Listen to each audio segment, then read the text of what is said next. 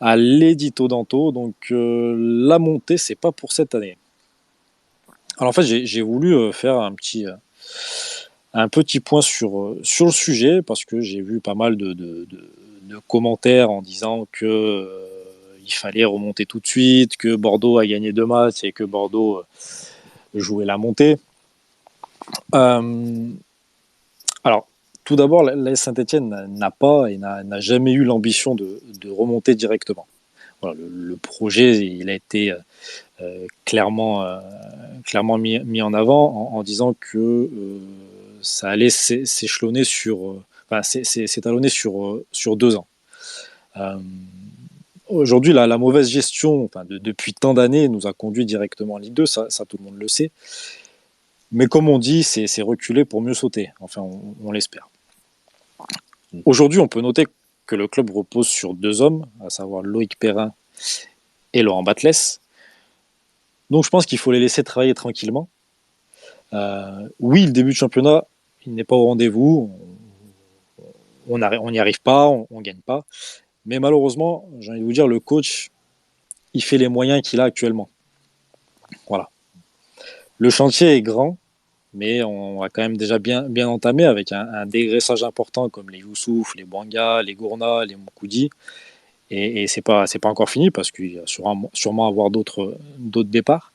Euh, il y a une nouvelle politique de recrutement qui a été mise en place, notamment avec des profils bien ciblés. Aujourd'hui, on sait quel profil on recherche. On sait que bah là, on reste plus en France. Bon là, du coup, ils nous ont fait mentir. Ils sont allés chercher aux Pays-Bas. Donc voilà, des critères bien précis, ce qui laisse penser quand même qu'aujourd'hui, ça travaille correctement et ça travaille bien. Donc je pense qu'il faut d'abord reconstruire une équipe avec un vrai projet, une vraie identité et surtout des joueurs qui adhèrent au projet. Euh, un peu pour les nostalgiques, l'époque Galtier, où tu avais vraiment des joueurs qui mouillaient le maillot et qui venaient pas forcément à Saint-Etienne pour l'argent, mais plus pour des valeurs et un club. Donc aujourd'hui, notre club, c'est triste à dire, mais on repart presque de zéro. Mercato pas fini, l'équipe va encore bouger. Et pour moi, si on finit dans le top 10, ça sera une très très belle saison. Saison de transition. L'année prochaine, en revanche, les ambitions seront complètement différentes parce que l'objectif, c'est de monter l'année prochaine. On a besoin que le club reparte sur de bonnes bases, que ce soit à la fois pour la montée et pour, entre guillemets, la vente s'il y en a une un jour. Parce que là, on a tellement été déçus, on nous a tellement fait de promesses qu'aujourd'hui, après, je comprends que les gens soient impatients, qu'ils soient énervés, mais voilà, aujourd'hui, on n'a pas le choix. On doit subir. Et malheureusement, tant qu'on aura nos deux présidents à la tête du club, ça ne bougera pas. Voilà, c'était juste une mise au point pour éclaircir un petit peu le statut du club et sa situation. Peut-être que je me trompe, c'est que ma vision. Peut-être qu'elle n'est pas la bonne, mais je pense qu'elle est assez juste par rapport à la situation actuelle.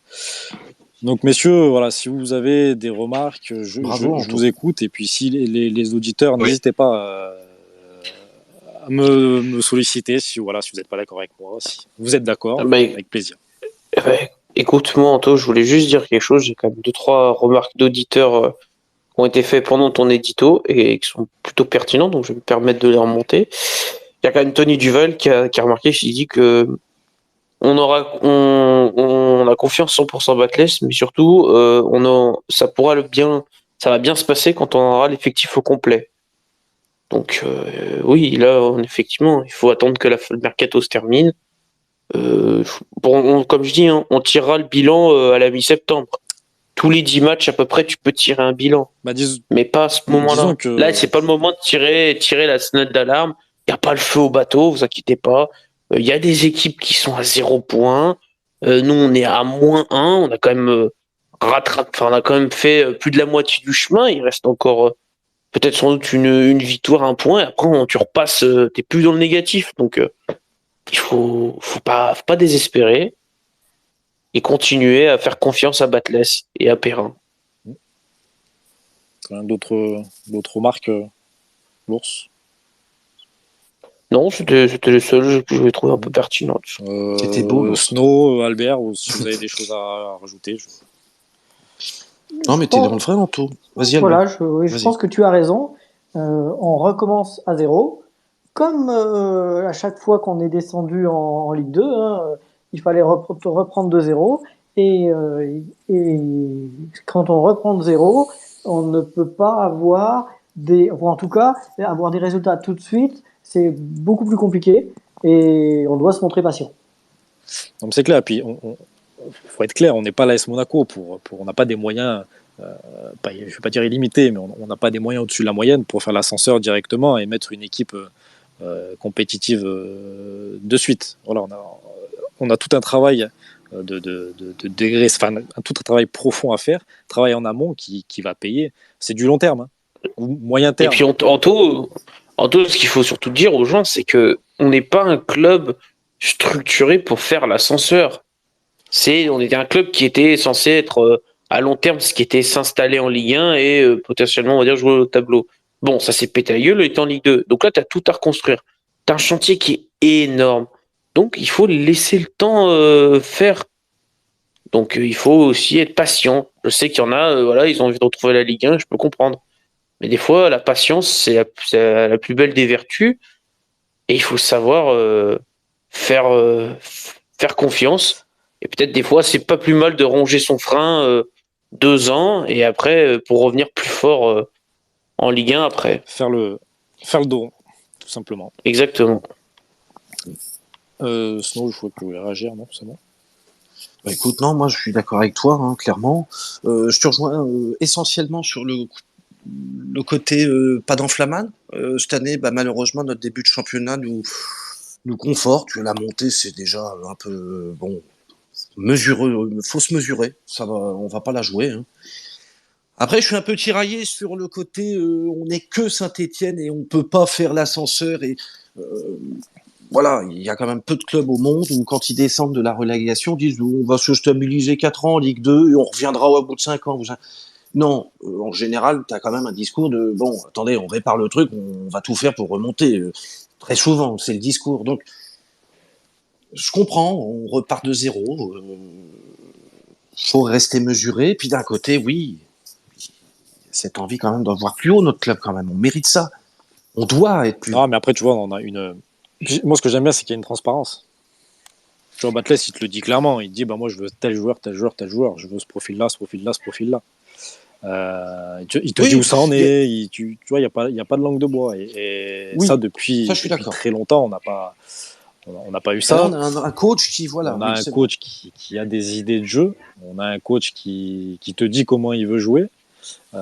C'est pas arrivé depuis quand, ça? Un bon moment. Ouf. Longtemps. Voilà. Non, puis même, tu vois, en conférence de presse, en avant-match, c'est vrai que c'est quelqu'un qui parle ballon. Ça a été un joueur de foot, qui parle foot, qui est pas dans le rôle d'acteur ou de séduction de caméra. Non, il est pas là pour ça et ça fait du bien parce que c'est quelqu'un qui a des idées, oui, qui a une philosophie. Ouais, et puis il est pas dans ce qu'on a eu récemment dans le jeu, quand il parle aux supporters, c'est je vous aime, aimez-moi. Non, lui, il parle en sportif, résultat, efficacité. Pas compliqué quand même. Juste de parler football, ça fait du bien. Il est toujours lucide dans son explication et dans son état des lieux. Oui. Il n'est pas dans le déni ou dans la com pour essayer de faire plaisir. Il dit les choses telles qu'elles sont. Quand il débriefe un match, quand tu écoutes bien ses termes, tout est pesé et tout est juste. Il est conscient de la situation, il est conscient de ce qu'il veut faire, il est conscient des moyens. Donc, ça fait combien d'années que c'est pas arrivé, ça? Franchement, je te dirais depuis Galtier. Voilà. C'est trop long. Et puis c'est un coach qui n'a pas peur de remettre en cause un peu ses joueurs aussi. C'est quelqu'un qui ose un peu critiquer. Ah mais complètement. Et moi j'adore. Il l'a dit en début de championnat. Hein. Il l'a dit. Là il y en a. On n'est pas au niveau. Faut se réveiller. Ça joue pas. Oui. J'aime ça. Tu vois. Mais c'est ça qui est intéressant et c'est ça qui est constructif et que tu sais que tu as vraiment la bonne personne à ce poste-là. Après, comme Anto l'a très justement dit et je voulais le dire aussi, la montée. Premièrement, ce mot il faut l'oublier pour l'instant. Il faut arrêter de dire, de croire. Pour l'instant, il y a une phase de reconstruction qui est là, qui est importante. Il y a beaucoup de choses à faire. La structure, pour l'instant, ne permet pas de remonter et de se poser un candidat à la remontée, surtout avec 3 points de retard. Ça, pour l'instant, il faut le mettre de côté. Il faut y aller étape par étape. Le projet, il est en 2 ans de remontée. Tu pars de très loin. Il y a des clubs qui sont mieux structurés, qui ont un effectif plus construit et plus rodé à la Ligue 2. Mais on voit que les choses se mettent en place. Ils ont des envies, ils ont des besoins, ils travaillent en conséquence. On va sur des profils comme Bouchouari ou comme même Lobry, qu'on n'a pas vu depuis un moment, et qui sont adaptés à ce projet de jeu. Mais tout ça, ça va mettre du temps à se mettre en place. Mais au moins, il y a cette idée, il y a cette envie-là que tu n'avais pas avant. Et ça, il faut le souligner. Il y aura des moments difficiles, mais par rapport à ce qui a été vécu auparavant, on est quand même dans une autre dimension, j'ai envie de dire. Puis, t'as raison. Puis, Vincent, il y a aussi cette envie peut-être de enfin faire bien les choses, de pas se précipiter, de pas faire d'aller dans tout de suite dans la panique et se dire on a le temps, puis finalement bah non, c'est le dernier jour, faut vite faire un truc. Non, là on prend les choses telles qu'elles sont, on a identifié les besoins et on cherche quel joueur est adapté à tel besoin. Voilà. Et c'est pas plus mal des fois. Ben ça change. Oui, ça change. C'est long. Perrin était à l'étranger. Il va à l'étranger. Là, il n'y a pas longtemps, c'était Ligue 1, Ligue 1, Ligue 1, Ligue 1. On a vu ce que ça donnait. Là, on a envie de prendre des risques, mais des risques qui conviennent aux idées qu'on a envie de mettre en place par rapport à tout ce projet, ces idées de jeu, des joueurs qui collent à ça. Et on ne le faisait pas avant. On mettait des joueurs ensemble sans que vraiment il puisse y avoir une adéquation entre les uns ou les autres. Alors que là, c'est un puzzle qui a un sens. Ouais, c'est ça. Il y a une cohérence, il y a un socle de travail de base qui s'installe là. Oui, il y a une vision. Baclès, il veut diffuser, il veut un effectif à son image. Il va vouloir des joueurs malléables à son écoute. Lobry, c'est un vrai joueur de ballon. C'est quelqu'un qui va mouiller le maillot. C'est quelqu'un qui va pas tricher. Et voilà, Baclès, il est en train de construire son château un peu là. Tout à fait. Ah, mais c'est clair, c'est sûr. Messieurs, merci pour vos retours. Mais soyez patients. Voilà, on a que 3 journées. Je préfère qu'on galère maintenant et qu'on finisse très très bien la saison qu'on bataille toute l'année et qu'on se tire les cheveux à chaque match. Une précision pour finir sur ça. Quand Toulouse est descendu en Ligue 2, première journée, ils perdent à domicile contre Dunkerque. Deuxième journée, ils vont à Grenoble, ils en prennent 5. Les premiers points, je crois que c'est à la 5e journée. Enfin, la première victoire, c'est à la 5e journée. C'est vrai. Donc, et finalement, ils finissent en barrage. Donc, on peut pas jurer de rien au bout de 3 journées.